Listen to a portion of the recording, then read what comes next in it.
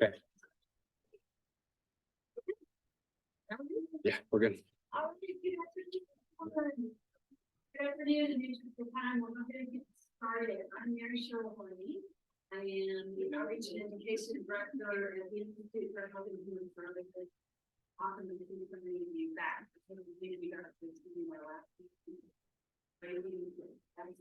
Welcome back to anyone in their last time.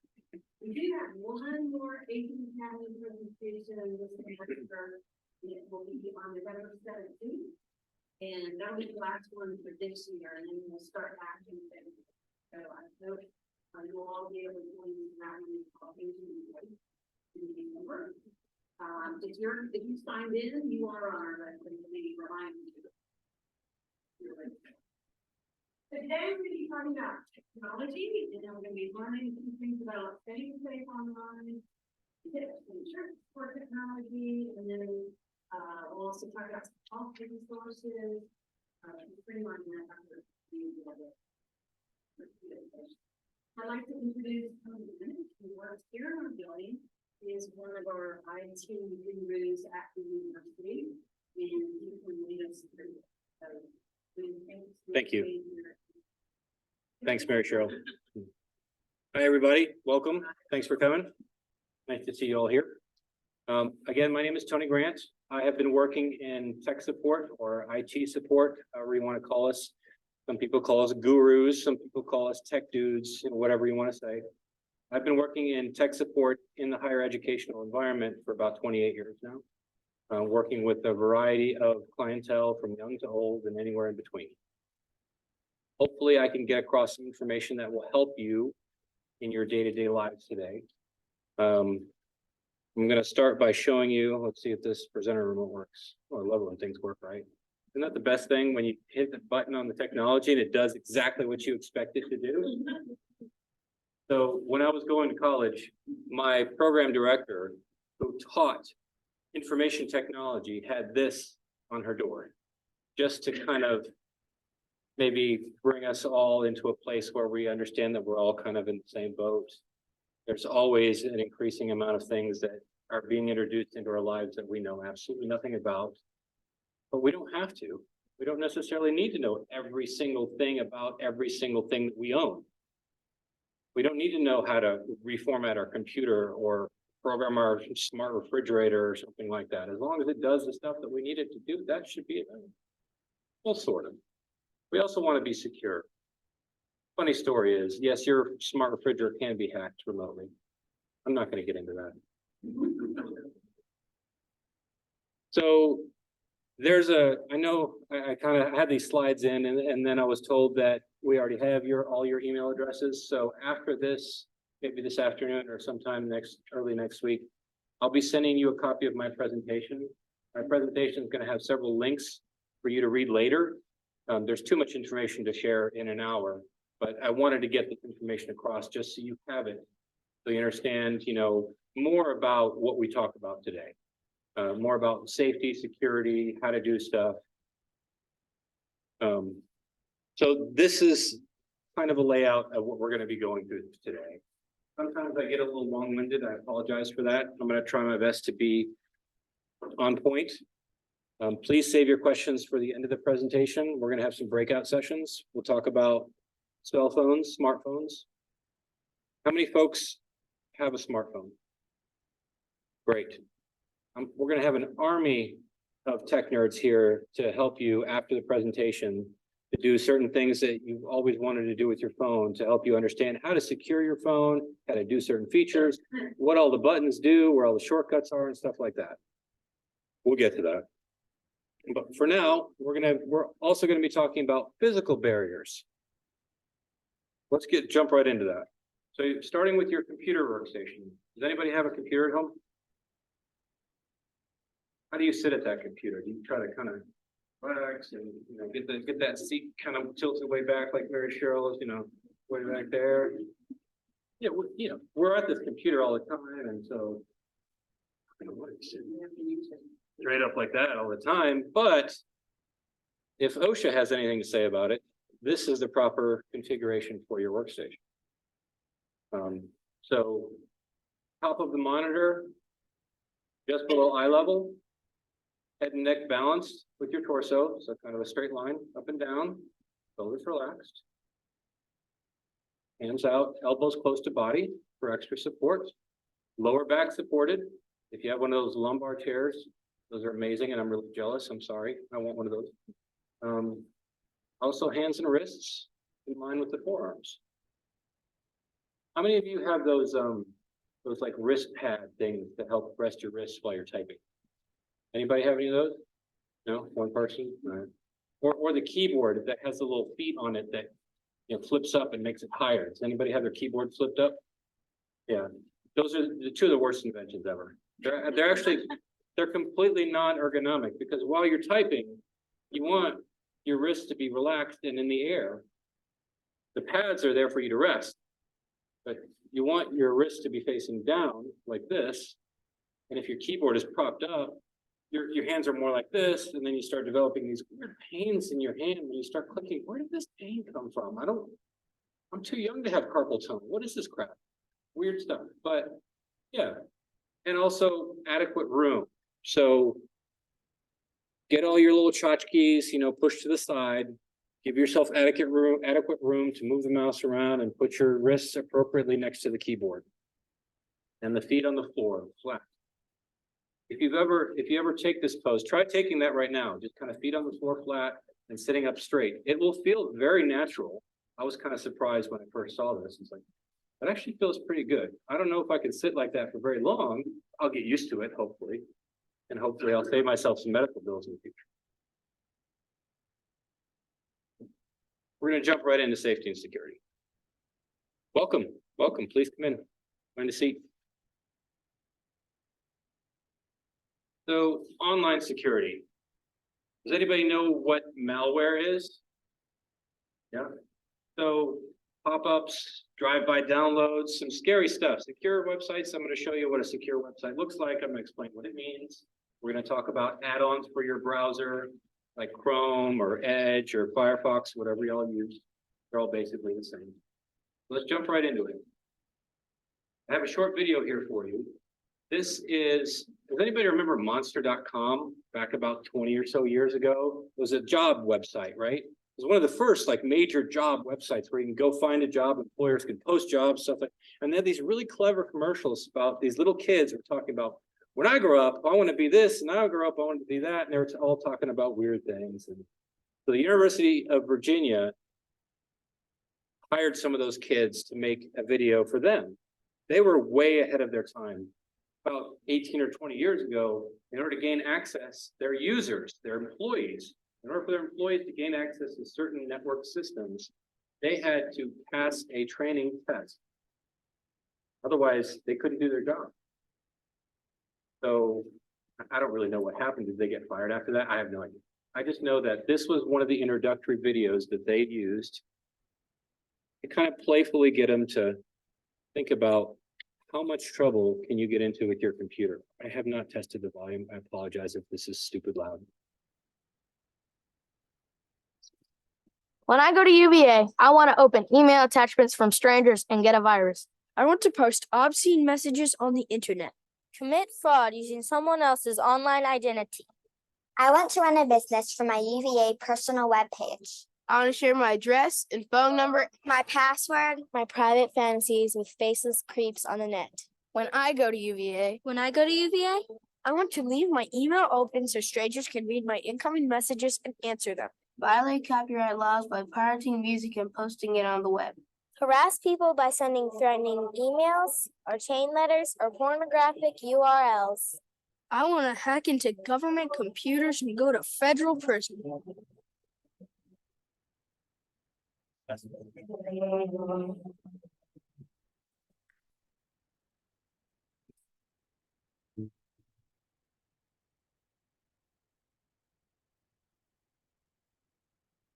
So let's start with malware. Malware is a combination of the words malicious and software, which can be any one of the things up on the screen. Trojans, viruses, ransomware, adware, all that kind of stuff. We're not going to go into each one of these things. I just want you to understand what that term means. It's kind of an umbrella term. So pop-ups. Anybody ever see a pop-up before? That's kind of, what I said, death, taxes and pop-ups. Always gonna happen. Some pop-ups are bad, some pop-ups are malicious. Some are just, hey, you want our website to send you notifications if something happens.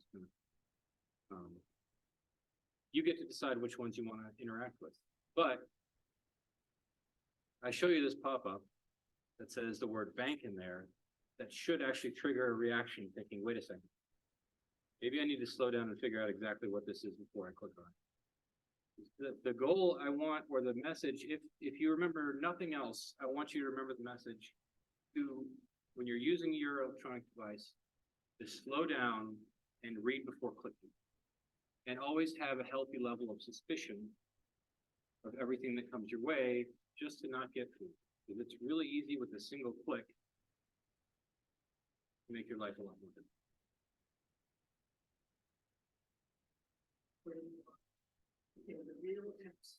Yes, I'm going to talk about that. So, typically the pop-ups that you get for notifications, most of those are legitimate. I say most, there's always the exception. This little thing works. You guys see that red dot? So you see where the X is up there. The typical pop-up has like, a couple of buttons on it and an X to close it out, just like any other application you have open has that X in the top right-hand corner to close it out. The more maliciously themed pop-ups can actually hide the real X. And anywhere you click on that pop-up will take you to where they want you to go. So if you're at all uncertain about the pop-up, if you have even a 1% suspicious-minded thought that that's not a good pop-up, I want you to force close your web browser. What does that mean? It means like if you're using Chrome or Edge or Internet Explorer, Firefox, Safari, whatever web browser you're using, you're going to close it from the bottom. You know how at the very bottom it shows you a list or a picture of all the applications that you currently have open? I want you to use the right mouse button and click on that picture at the bottom for the browser that you're using, and then select the option to close. That way you don't touch that pop-up in any way. You force close the entire application without giving the hackers what they want. That makes sense. Do you want me to repeat that? Does anybody want me to repeat that? Yes. So right here, you can see a picture of Chrome. That's the web browser. Google Chrome is what I'm using here. And if you were to right mouse click, I can give you a demonstration. Hopefully it'll work here. If I were to right mouse click on that dude, I get a menu of additional options. And one of those options is close all windows, because I have multiple versions of Chrome. And that's how I force close the entire application without touching that pop-up.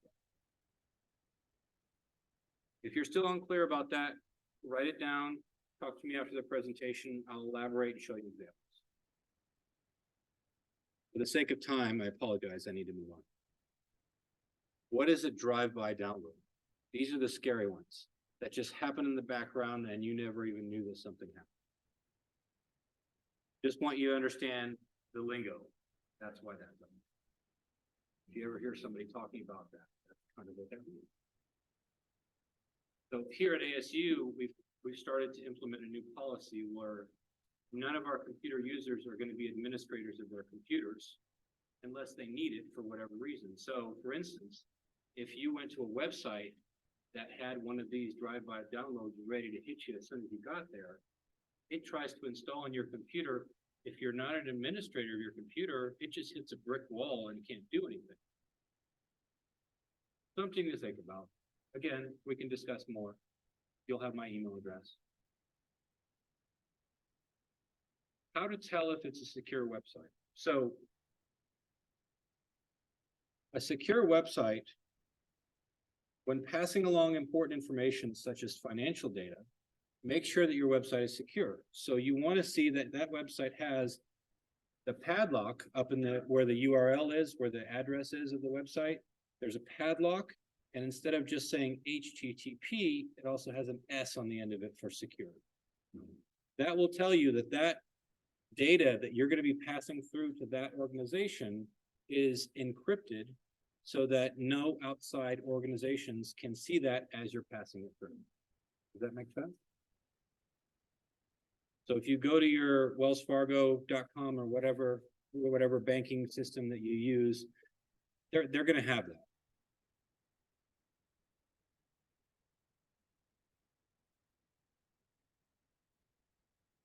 So browser add-ons and extensions. I'm pretty sure every browser out there has the option for you to go to their browser store, for you to download things that will enhance your experience in that browser.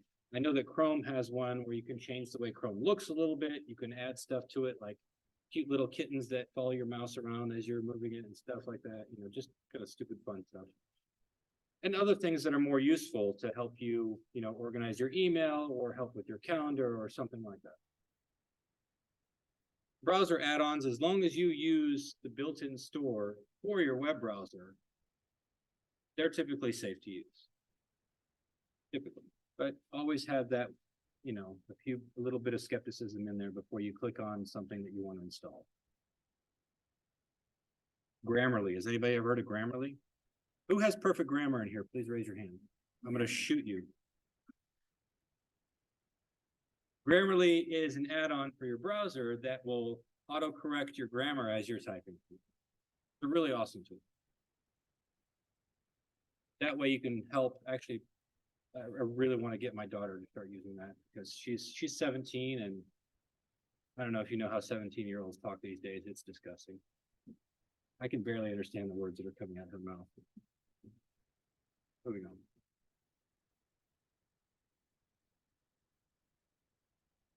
Yes, ma'am.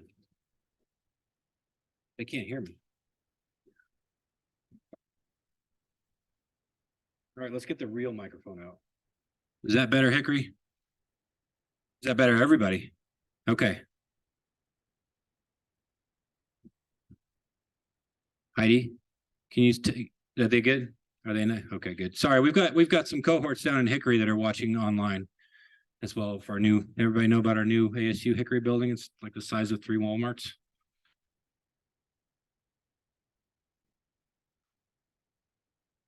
So who do you think is in charge of our cybersecurity at the top level of our government? That's her. We're going to see, we're 2.5 minutes. We're going to see what she has to say about cybersecurity.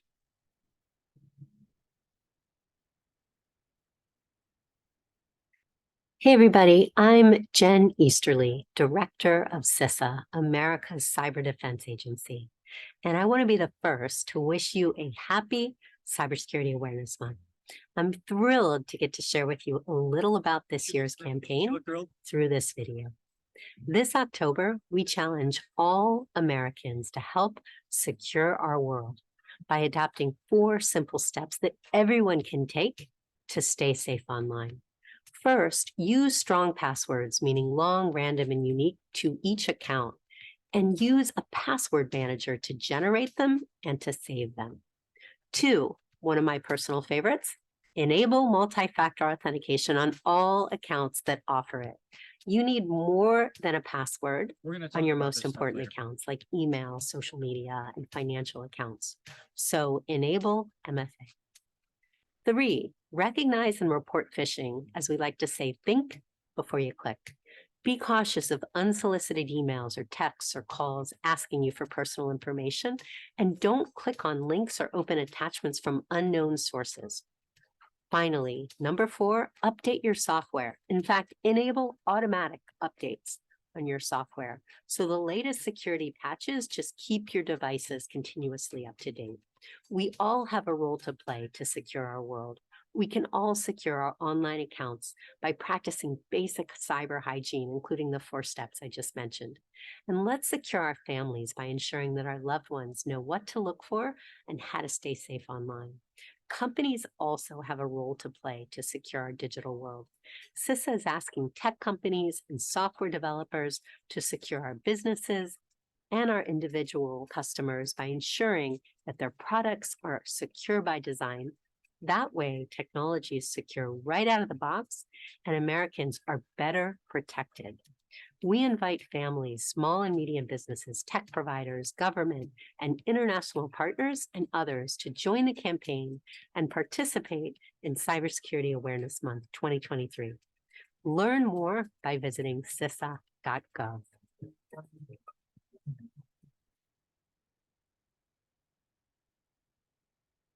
So that was just a primer. So the takeaways that we want to talk about. First of all, she talked about passwords. Have a different password for every account. Have long and random passwords.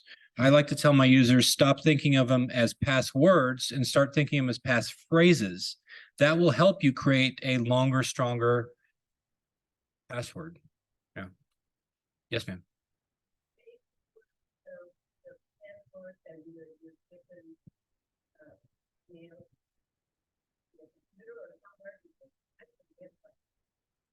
So the question is it safe to keep your passwords like on a list on your computer so that if you forget them, you have something to reference? The answer to that question is actually the next point, using a password manager. So password manager is one single point or program on your computer that stores your password. You have a master password to get into the password manager. So you really only have to remember that one password. It gets you to your list of passwords. The password manager also helps you create random passwords. You can hit a button and say, hey, give me a random 16-character password, go. And it might be ugly, like have hashtags and symbols and stuff like that in there, but it'll be secure. The one that ASU recommends, our security people recommend, is called KeePass XC. There's a link to it in the presentation that you will all get this presentation emailed to you in a few days. So you feel free to check that out. So she also talked about multi-factor authentication. Has anybody ever heard of that before? Does anybody currently use that? So multi-factor authentication is a secondary step. After you put in your password, it will send your phone a text message or something, and then you have to do an additional step to get into your account. That's what multi-factor authentication is. Yeah. Exactly. Yep. The banks, yeah, you definitely want that. If you're doing financial stuff online, you definitely want to have the MFA option. Any services that you're subscribed to that give you this option, you should definitely sign up for. It takes a few extra seconds out of your day to make sure that your information is secure. It's typically not very hard to set up either. Next, she talked about recognizing phishing. So we're talking about being suspicious, always being suspicious. So look before you click, read before you click.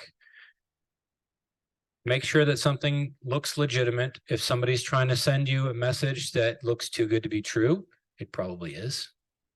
If somebody is sending you a link that you weren't expecting to get, don't click on it. So, pop quiz, you ready? Can you get malware by reading an email message? If you think you can, please raise your hand. I chose my words very carefully. All right, how many of you think that just by reading an email message, you cannot get infected? Raise your hand.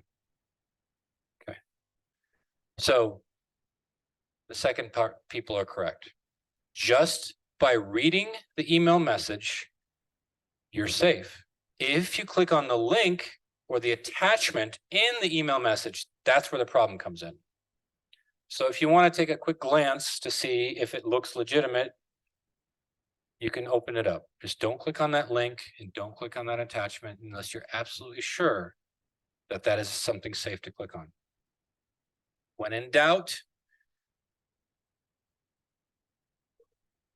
ignore it. Absolutely. If it's really important, then if it's somebody that you think you recognize, like maybe one of the companies you do business with, contact them outside of that message to see if they really need your information or whatever that email is asking you for. There's a lot of information to talk about. I apologize. I'm kind of skimming the surface here. She also talked about updating your software. So let me give you a scenario. you get that software that just kind of sits in the bottom of your screen. You're like, I don't have time to update this. It's gonna take forever. I got all this other stuff to do, and I'm just gonna leave it there. And then they start piling up, and then at one point your computer starts running really slowly, and you realize that those updates probably could have helped you if you did them a few months ago. Yeah, anybody have that issue before? So here's how updates kind of come to be, or here's one method where they come to be. A new piece of software gets introduced to the world. 1,000 people buy it, start using it. There's some dude in his garage that's been working really hard on this piece of software. Let's call it Windows 98. And they find a flaw in Windows 98. And they're like, wow, this is kind of a security issue. I mean, I got to notify Microsoft. I got to tell somebody this can't be allowed to happen. So they notify Microsoft, because somehow they found a phone number. That's impossible to do these days, right? Find a phone number for somebody that you need help from. 20 years ago might not have been, but so they get this information out to some low-level phone person.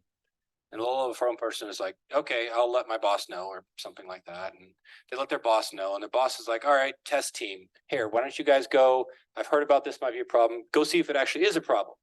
So they get all their nerds together, and the nerds try to make this happen. And like, sure enough, it is a problem. It's a security hole. It's a major security hole in Windows 98. How could we have let this happen? We need to fix this right away. So that they send it over to the programmers. The programmers try to create a patch for this security hole. And then they come to their management to check that patch that they created to make sure that it works. And then eventually the management approves it, and it's ready for distribution. And within 2 to 3 weeks or a month, all this stuff had to happen before you got that patch. So for the last month, your computer has been sitting there vulnerable to attack. Now this patch is out there to fix that. My recommendation, and every security professional will tell you, as soon as you see those updates come through, whether or not they're security updates or just feature updates, you should do them as soon as you can, because you might be vulnerable.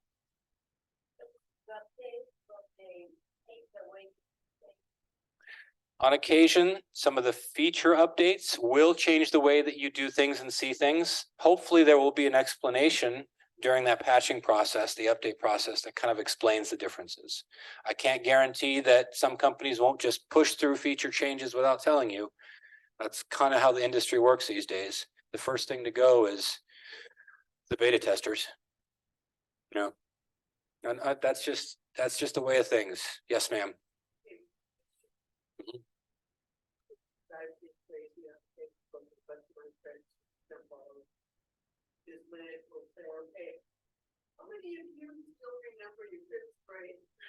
Yes. So the question, I'm going to repeat your question so that our Hickory folks can hear.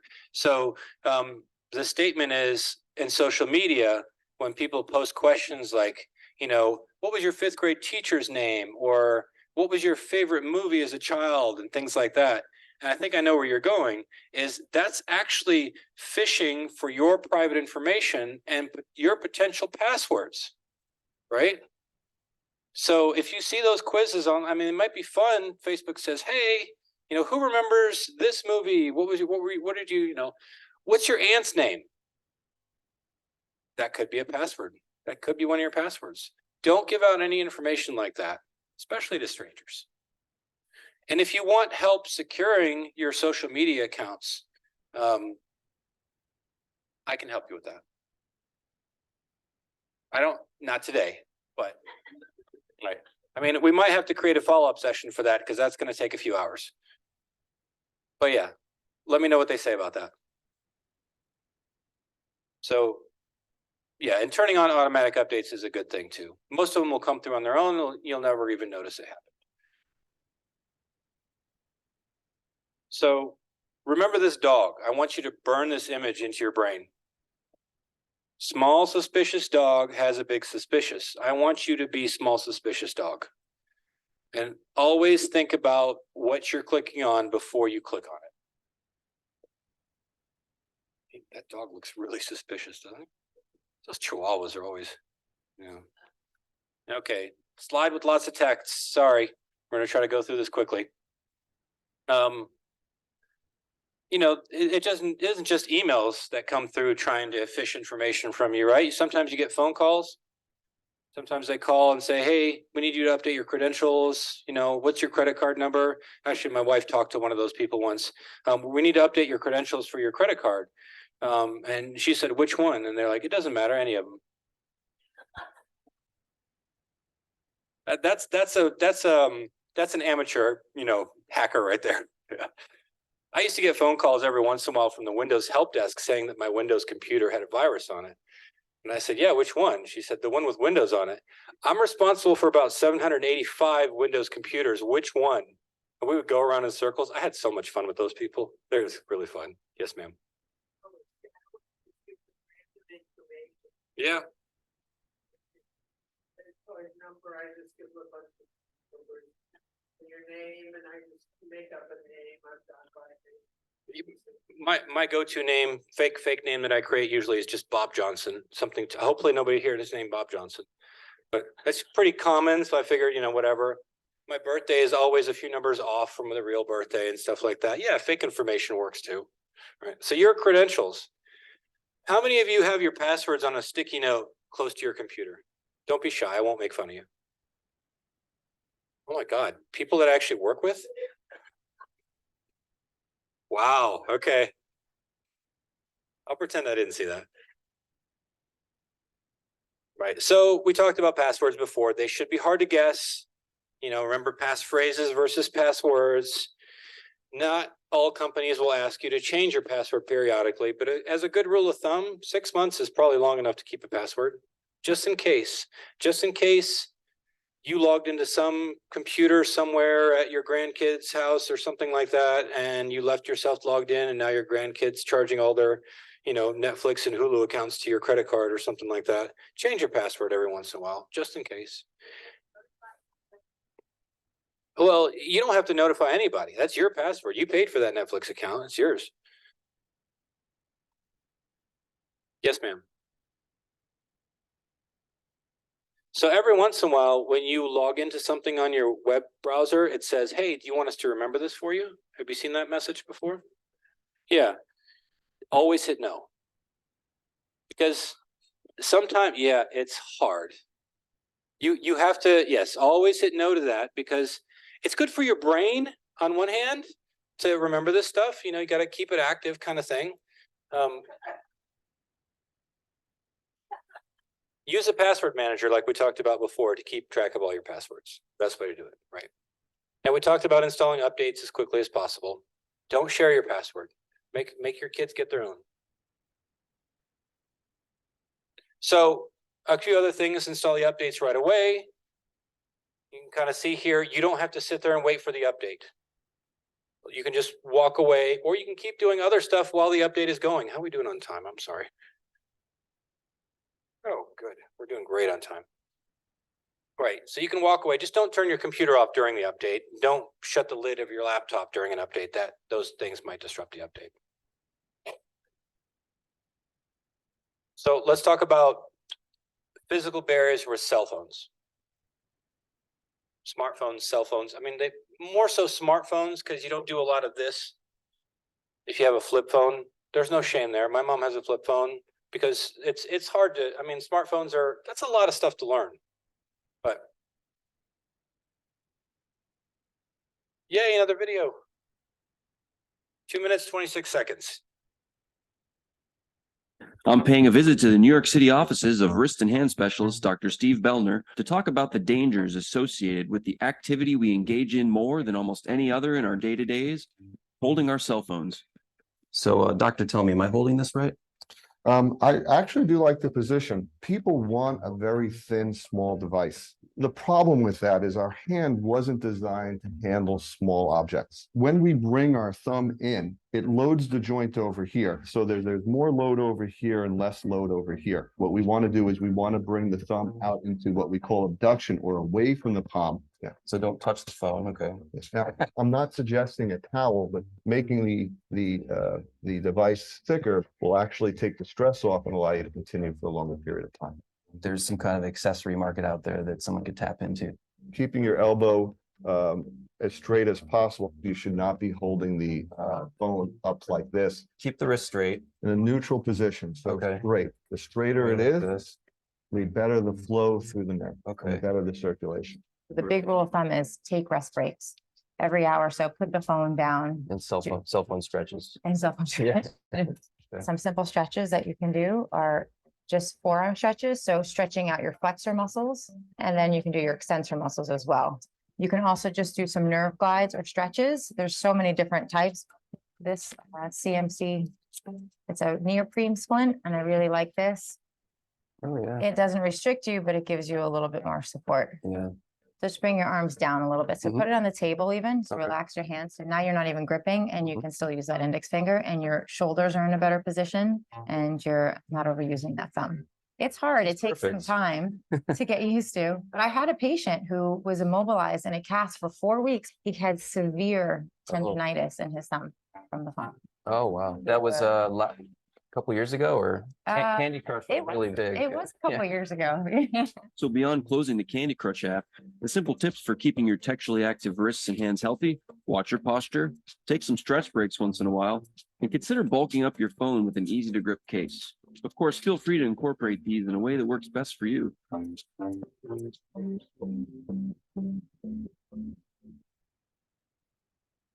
So takeaways, watch your posture, take stretch breaks, and consider bulking up your phone with a larger case, or, just carry around a hand dish towel with you all the time. Don't do that. That's weird. Has anybody ever seen or used a QR code before? So QR, as you can see, stands for quick response. Is kind of like the next level of barcode. It can actually take you directly to a website just by clicking on that. Well, by scanning it, I should say. So some restaurants have gone to online menus in lieu during COVID because everybody touches that gross menu and you want to wipe it off when you touch it. But so you scan the QR code, you don't have to touch the dirty menu. It takes you right to their menu. But a lot of people don't like that because they don't have a smartphone, or everything is tiny and I just want to see pictures of the juicy cheeseburger that I'm going to buy, kind of thing, right? So does anybody want to scan that, or you want to wait to watch the security video? I would never purposely send you something harmful. Why would I do that?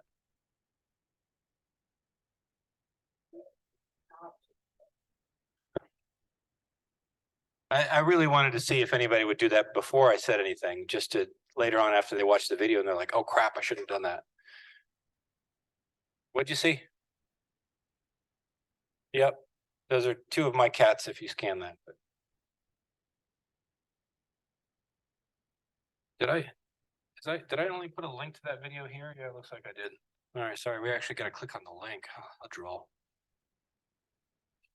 More and more people are using QR codes, but the majority can't spot a fake QR code. They also make it easy for attackers to access your information.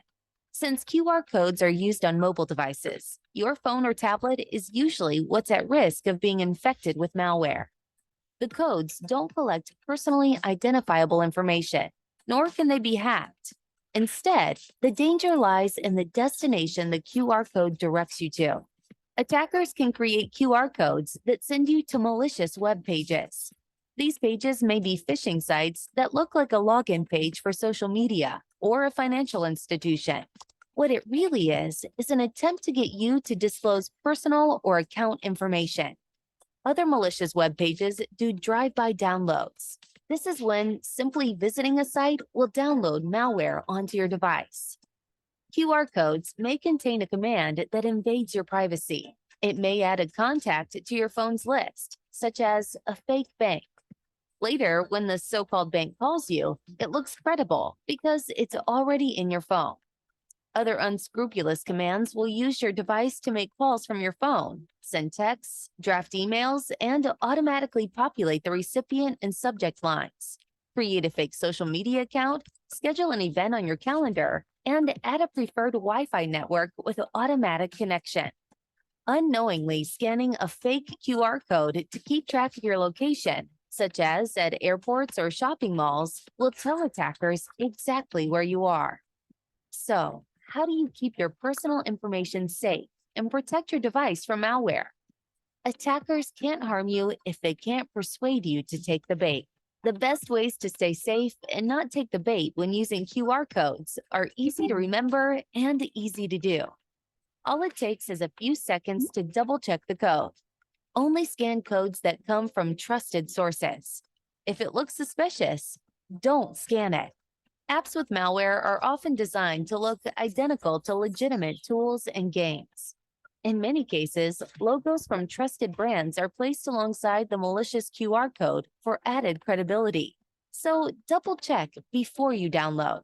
Make sure the code on a poster or sign isn't pasted over the original. That's a sure sign of a malicious code. Check out the links that are displayed when scanning the code. A shortened code may spell trouble because there's no reason to ever shorten a code. Use a search engine or official store to get the correct one. Set up alerts with your bank and credit cards to prevent attackers from accessing your accounts. Use Kaspersky's QR scanner that checks QR codes for malicious content. It also creates a log of past scans, enabling you to trace where you may have been compromised. Never post documents with QR codes on social media. The code may contain e-ticket numbers that you don't want someone else using. Protect your device and your peace of mind. Check before you click. Yes, that was a commercial, but I thought it was a very useful Crypto jacking. Sorry, we're not getting into crypto jacking. Oh, now I gotta see how the heck to get back to where it was. Sorry, y'all. Got an amateur hour here.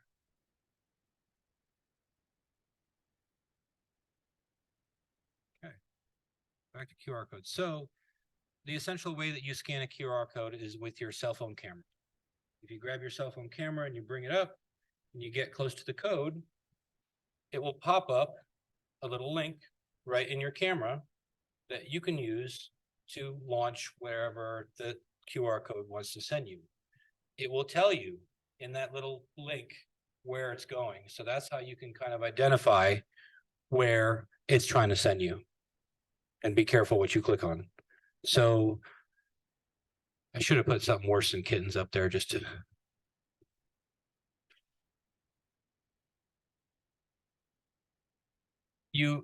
Once the QR code is identified on your camera, there should be a little link that appears below it.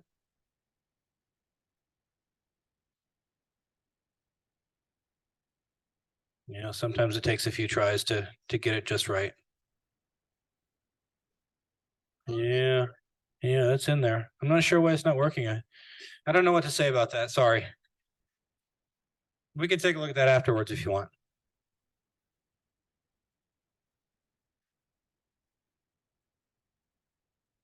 Oh, I did have the video. Oh, well. So I've also been asked to inform you good ways to find reliable healthcare information online, or health information, healthcare, whatever, kind of the same thing. So there's an article with a QR code. Every QR code that I put in my presentation is safe, I guarantee it. This will take you to the National Institute of Health website with an article explaining how to find reliable health information online. I've also got about 1 billion links that I was told to share with y'all about different places to go that have vetted health information. There's this, again, I will send you this presentation so you don't need to write these down or take any pictures or anything like that. Got 2 pages of amazing links for how to stay healthy and stuff, right? Those ladies sent them to me. They're good stuff. So back to smartphones for a little bit. Here's an interesting quote.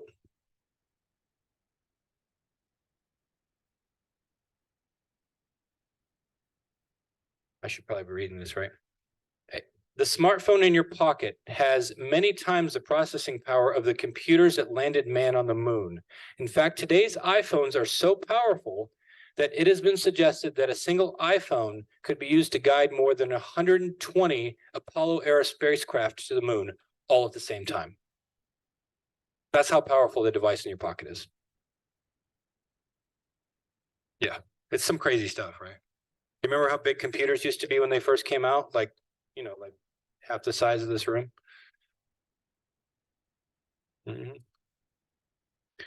So we're going to talk a little bit about communication expectations and etiquette and things of that sort.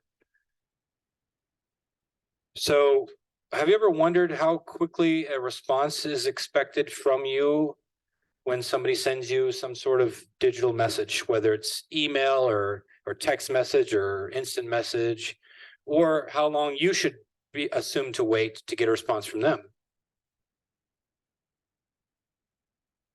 Can everybody read that okay? Sorry if it's kind of small. So I want you to look through this and tell me which one is from order and from fastest response time expected to it can wait. So just to clarify, IM is an instant messenger like Facebook Messenger or WhatsApp, Snapchat, all those kind of things that through your computer or your phone, you can send messages. A text message is strictly a phone thing where you send a text message to them.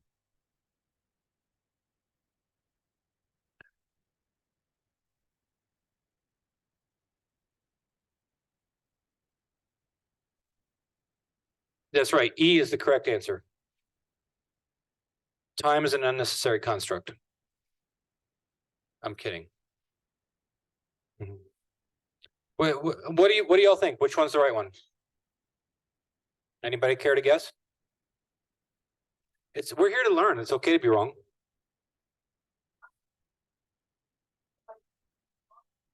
Anybody can wait as long as they want to. Okay. Yeah. Not sitting there waiting for messages to come in. Yeah, no.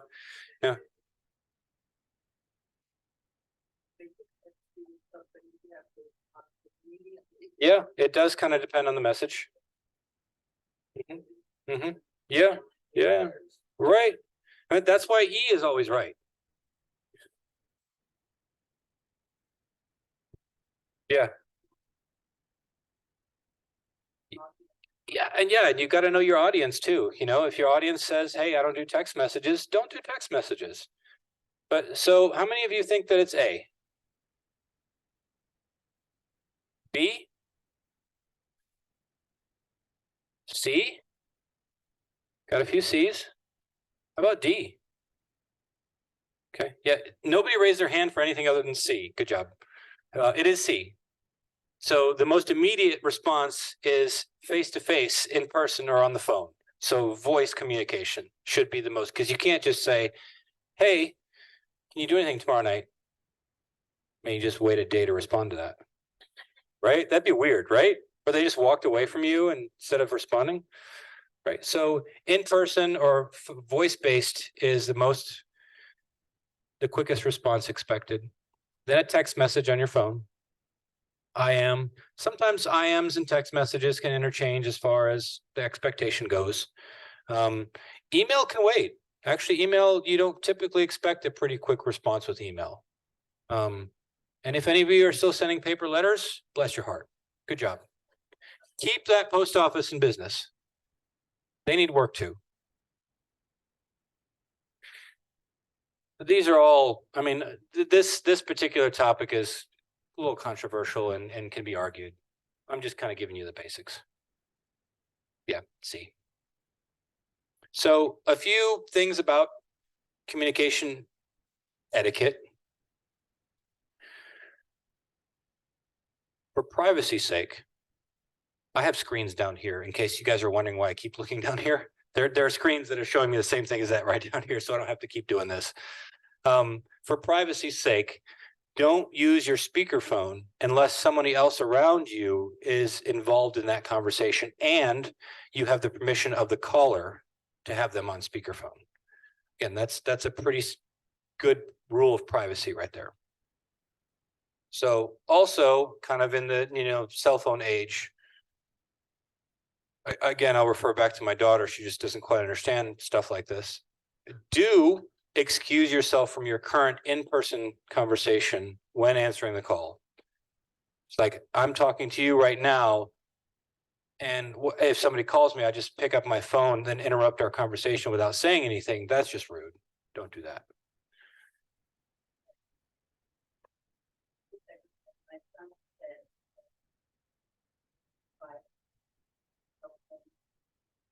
Mm-hmm.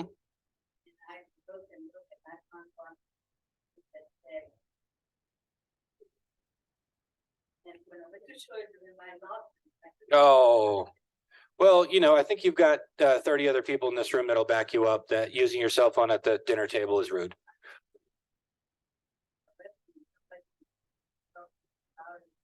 Yeah, and you don't, that's another good, I'm glad you brought that point up, because you don't need to yell into the cell phone. There's a really good microphone right there. Why are you people laughing? Because you do that? Yeah.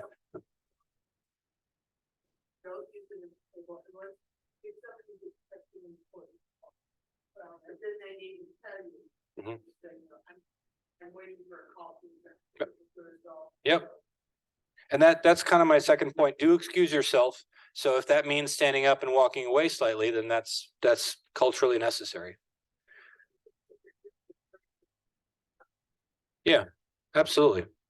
You know, should be common courtesy.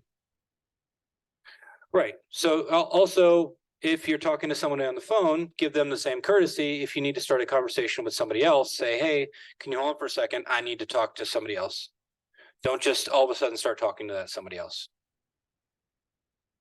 We could go on and on about cell phone etiquette, right? All right, so smartphone tips and tricks. We're going to get into our breakout groups here in a minute. Just a few.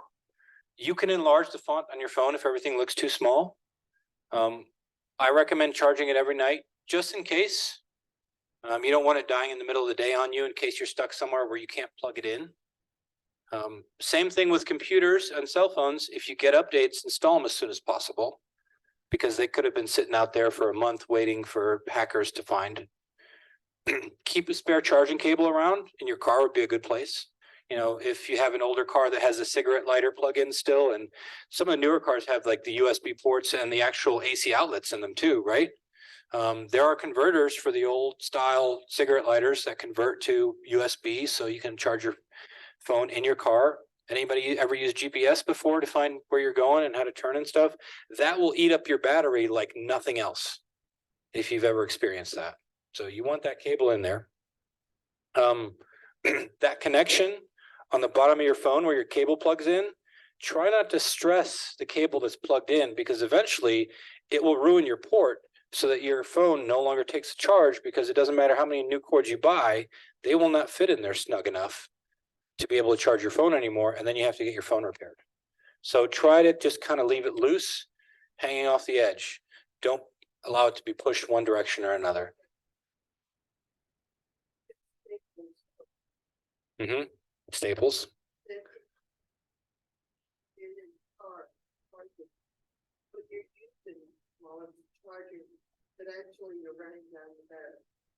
How does that work?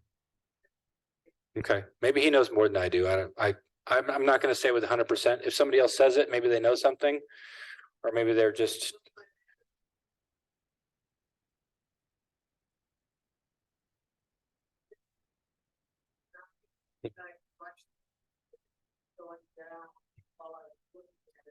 While it was plugged in. Well, so you confirmed what, so the guy at Staples. Uh-huh. Oh, silence your phones at a meeting. That's another etiquette thing.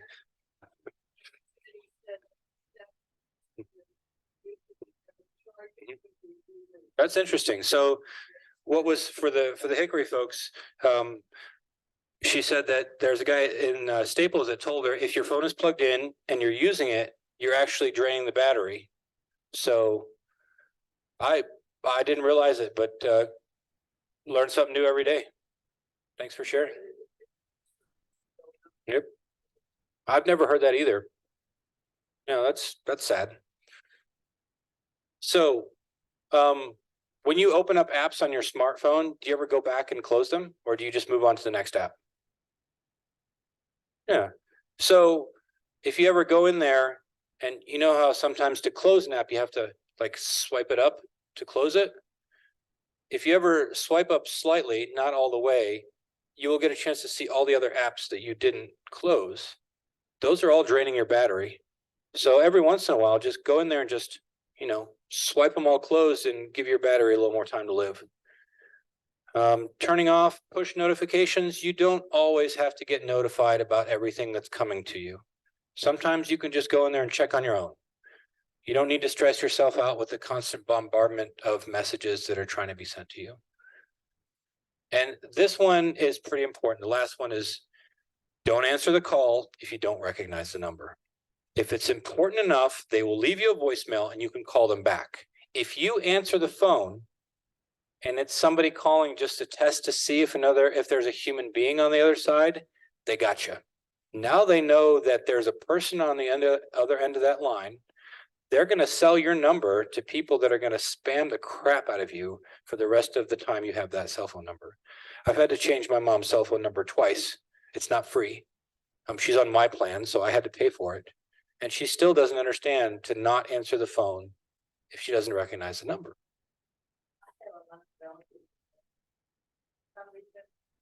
My brother had with my son that lives here. And when he brings answers or something, It doesn't say the name. Yeah, the best way to do it, they'll leave a voicemail if it's important enough, even if you can't recognize the number. If you add them to your address book, if you know the number, then their name will come up every time. So that's kind of a trick for that scenario. So really quick, and then we're going to jump out to meetings. Sorry, I'm running a little bit late. Owners of both Android, so Android phones, Samsung, Pixels, Googles, Motorola's, there's a bunch of different kinds out there. They all run on the same Android software. And iOS phones, so iPhones and iPads, both are kind of running the same kind of software. These devices need to be aware of malware and viruses and be careful when downloading apps from third-party app stores. So how many iPhone users are in here? Do you know what your app store is called? I just gave you the answer. It's called App Store. Yep, it's simple. All right, so how many Android users do I have out here? Do you know what your app store is called? It's called Google Play. So that's where you get your apps from that need to go on your phone. If you ever click on a link that takes you to somewhere else other than one of those two things, remember the suspicious dog, right? That image is supposed to be burned in your head. Small suspicious dog has big suspicious. Be careful what you click on. So this is for later on your own time. Go back and click on or scan these links and read about. So Norton, has anybody ever heard of Norton virus scanners? That company has been around for over 4 decades, securing our electronic devices. They have really good information for iPhone and Android users to help you get your device secure. So we're going to break out into groups right now. If you want to hear some suggested topics to talk about your smartphones, in the back of the room, the Android people, if you want, we're going to have some cell phone nerds in the back and both. Yep. Everybody raise your hand. Cell phone nerds, raise your hand. That's you too, Sean, Clint, raise your hand. Tom, there you go. So on the right side of the room, if you have questions about Android phones and iPhone and iOS people on the left side of the room, bring it up here and I'll tell you what kind of phone you have. Good question. If you don't know what kind of phone you have.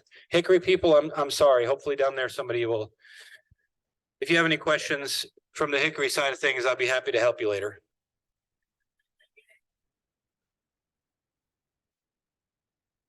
Yes, ma'am.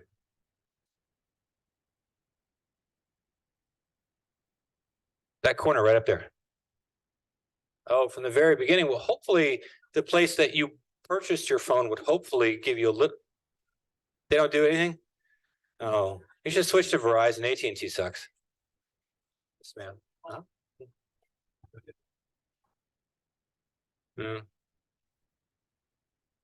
No.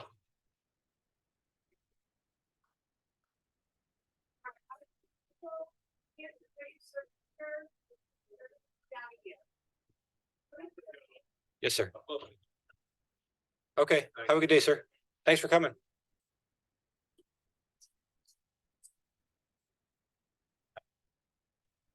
Probably should have had you guys do that.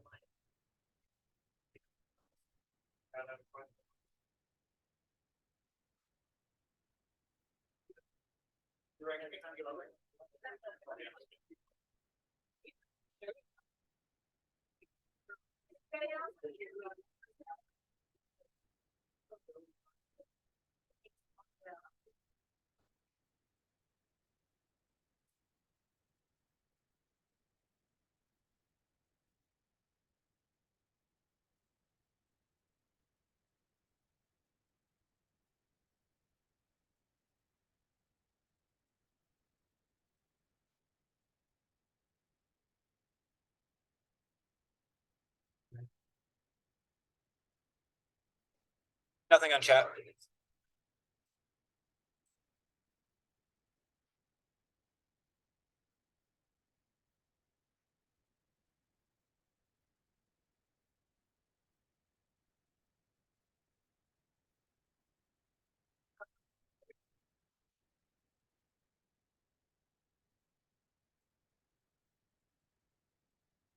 Yes, sir. Great. Sorry, we have another appointment.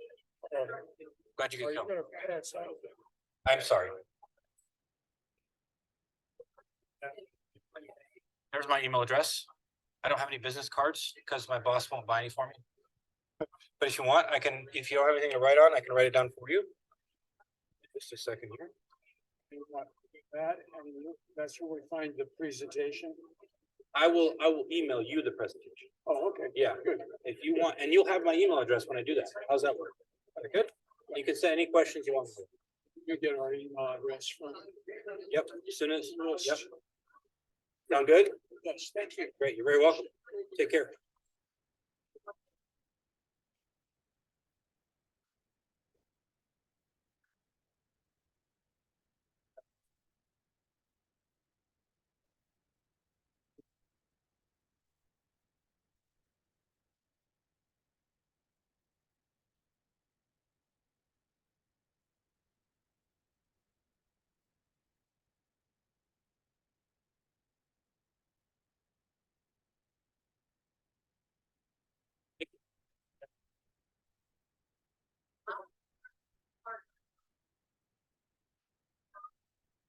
Want me to go back up?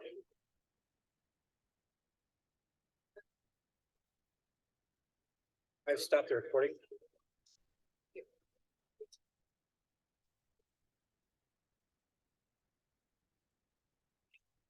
Good.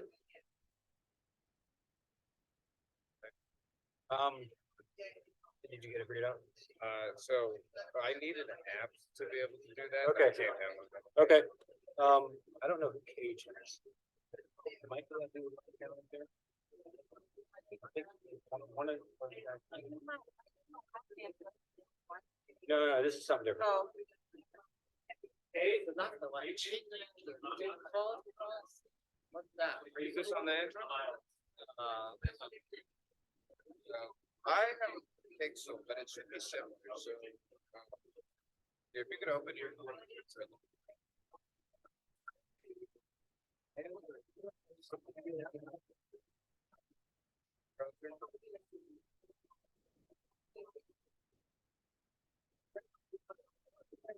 Anybody need help with iPhone? Which browser? music right here. So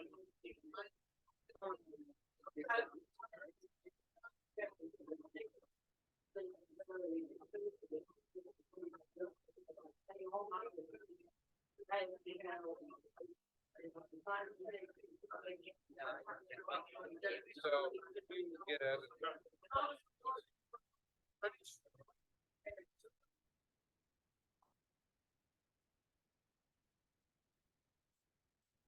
Right here, it says search engine.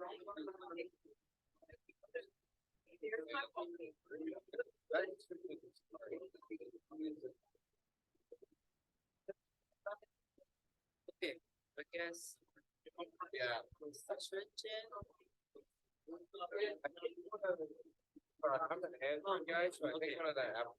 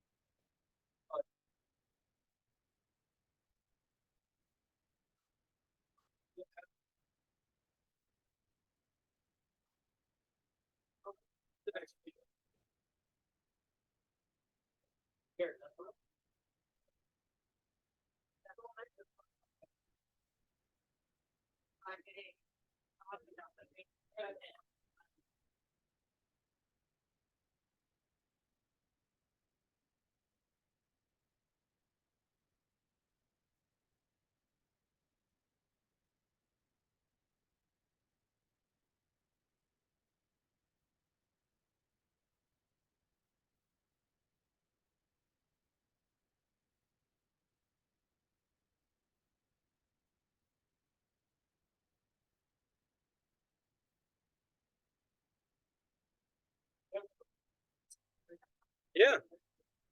You know, oh, they're still,